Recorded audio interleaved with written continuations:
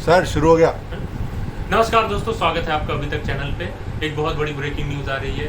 बॉलीवुड के मशहूर अभिनेता सुशांत सिंह राजपूत ने अपने बांद्रा स्थित घर पे पंखे से लटक कर सुसाइड कर लिया। क्यों किया है इस बात में कुछ पता नहीं है अभी तक। ऐसा क्या हुआ कि इस चमकते सितारे ने अपनी लाइफ के बीच में खुद को हिट विकेट कर लिया? ऐसा क्या हुआ कि डिप्रेशन की समझ नहीं पाए, या फिर क्या किसी कोई और रीज़न था? हर एक चीज़ की पल पल घटनाओं के बारे में जानने के लिए बने रहिए हमारे साथ। चलिए चलते हैं हम अपने संवाददाता त्यागी जी के पास to know more about it. Hello hello hello Tyagi ji, क्या आप हमको सुन पा रहे हैं? हाँ जी। Hello hello hello Tyagi ji, क्या आप मुझे सुन पा रहे हैं? हाँ सुन पा रहा हूँ। आप सुन पा रहे हैं? हाँ मैं सुन पा रहा हूँ। आपको तो सुनाई दे रहा हूँ ना मैं? हाँ क्या सुनाई? हाँ आपको दे रहा हूँ क्या? हाँ सुन पा रहा हूँ। आप मुझे सुन तो पा रहे हैं ना? अरे आप ही को तो सुन रहे हैं जब से। अच्छा, ये बताइए कि ऐसा क्या हुआ? क्या ये हम समाचार जो सुन रहे हैं सच है या फिर ये एक अफवाह है? जी त्रिपाठी जी जी। हाँ हाँ हाँ क्या विस्तार में हमें और हमारे दर्शकों को ये बताना चाहेंगे कि वहाँ क्या हो रहा है? जी जी। मैं मौका वारदात पे मौजूद हूँ। मैं उसी घर पे मौजूद हूँ जहाँ सुशांत सिंह राजपूत, जी हाँ, बॉलीवुड के उभरते हुए अभिनेता सुशांत सिंह राजपूत ने जहाँ अपनी जिंदगी को खत्म कर लिया। कैसे उन्होंने जिंदगी के पिच पे हार मान ली। महेंद्र सिंह धोनी के ऊपर मूवी करने वाले सुशांत सिंह राजपूत ने जिंदगी के पिच पे हिट विकेट हो गए, ऐसा हमारे सूत्रों से बताया जा रहा है। क्या? हाँ, हमारे सूत्रों ने बताया जा रहा है कि सुशांत सिंह राजपूत डिप्रेशन के शिकार थे और डिप्रेशन की गोलियां खाते थे। उनको डिप्रेशन किस वजह से था? कोई लड़की का चक्कर था या पैसों का चक्कर? कोई पारिवारिक कलह तो नहीं थी? हम जानने की कोशिश करेंगे और पल पल की जानकारी देते रहेंगे अपने दर्शकों को, और दर्शक देखते रहिए अभी तक। जी हाँ दोस्तों, ये हमारे मीडिया का एक रूप था जो कि कल से हम देख रहे हैं सुशांत सिंह राजपूत की मौत के बाद। आपको बुरा लगा? लगना भी चाहिए, और हमारा मकसद भी यही था। किसी की मौत हो गई है जो कि बहुत दुखद है, उसके बावजूद आप न्यूज़ नहीं बता रहे हो, आप अपने आप को बेच रहे हो। दोस्तों ये कुछ नया नहीं है। क्या आप न्यूज़ दिखाना चाहते हैं? सिर्फ न्यूज़? आप उन सब चीज़ों को बता सकते हैं जो लोग जानना चाहते हैं थोड़ा बहुत। आप इतना ज़्यादा हाइप बनाकर उन सब चीज़ों को दूसरे पे इम्पैक्ट क्यों डालना चाहते हैं? और सिर्फ इसलिए ताकि आपको एडवर्टीजमेंट मिले, लोग ज़्यादा आपके चैनल के साथ चिपके रहे। दोस्तों ये सिर्फ एक मीडिया हाउस का नहीं है, ये बहुत जगह हर एक ऑलमोस्ट हर एक चैनल पे हमने ये देखा है कि उन्होंने किसी भी चीज़ को छोड़ा नहीं है जहां अपने आप को एडवर्टाइज ना कर पाए। आप कल से लेकर आज तक कोई भी न्यूज़ क्लिप देख लीजिए जहां पे किसी भी चीज़ को या तो तोड़ मड़ोड़ कर रखा गया है या सच्चाई वाली भी चीज़ों को इतना ज़्यादा हाइप करके दिखाया जा रहा है जिसका डायरेक्ट और इनडायरेक्ट हम पे और आप पे सब पे इम्पैक्ट होना है। दोस्तों सिर्फ ये मैं नहीं कह रहा हूँ, हमारे सुप्रीम कोर्ट के गाइडलाइंस के अकॉर्डिंग भी आप बहुत सारी चीज़ें सुसाइड के ऊपर नहीं बोल सकते।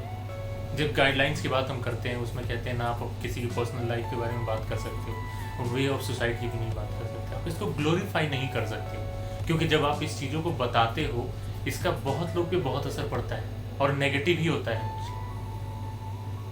इसमें बहुत सारे गाइडलाइंस है दोस्तों, मैं सब में नहीं जाना चाहता, लेकिन मैं बस ये बताना चाहता हूँ कि क्या हमारे मीडिया हाउस भी इस चीज़ को अच्छे तरीके से पेश कर रहे हैं आपके पास या हमारे पास?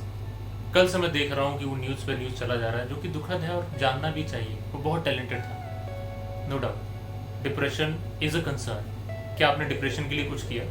आपने एक बार भी बात की है? कल से आपने मनोवैज्ञानिकों को बता दिया है, सब कुछ आप टारगेट कर रहे हो कि ये हुआ वो हुआ, जूस पिया उन्होंने, किसको फ़ोन किया। आपने ये कभी बताने की कोशिश करी कि ठीक है डिप्रेशन से सब गुजरते हैं, आप इसको कैसे सॉल्व कर सकते हो, आपको क्या क्या स्टेप्स लेने चाहिए, कैसे आपको किसी से बात करनी चाहिए?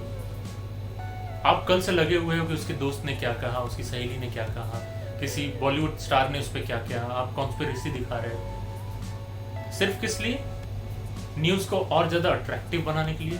लेकिन इस अट्रैक्शन में आपको पता है कि कितने लोगों को कितना इम्पैक्ट कर रहा है ये चीज़। बहुत लोग पहले से डिप्रेस्ड हैं, वो इस न्यूज़ को देख के और डिप्रेस हो सकते हैं। जो लोग थोड़ा गलत समझ रहे हैं, जो अच्छा नहीं फील कर रहे हैं, इस न्यूज़ को देख के बहुत ज़्यादा बुरा फील कर सकते हैं, हो सकता है वो भी डिप्रेशन में चले जाए।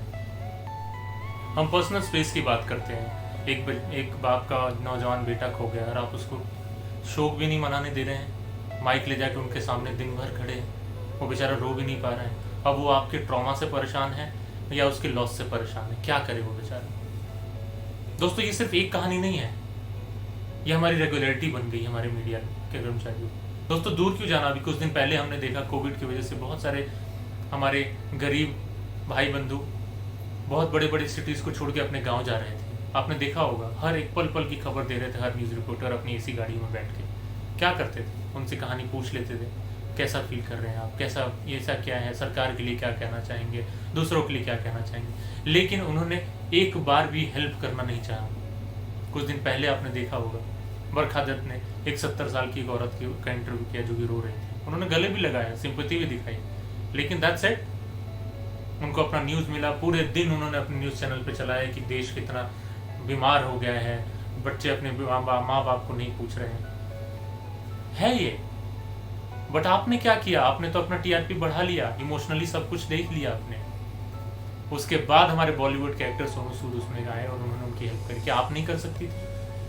क्या आप थोड़ा भी हेल्प करने के लायक इतना भी नहीं कमाती है?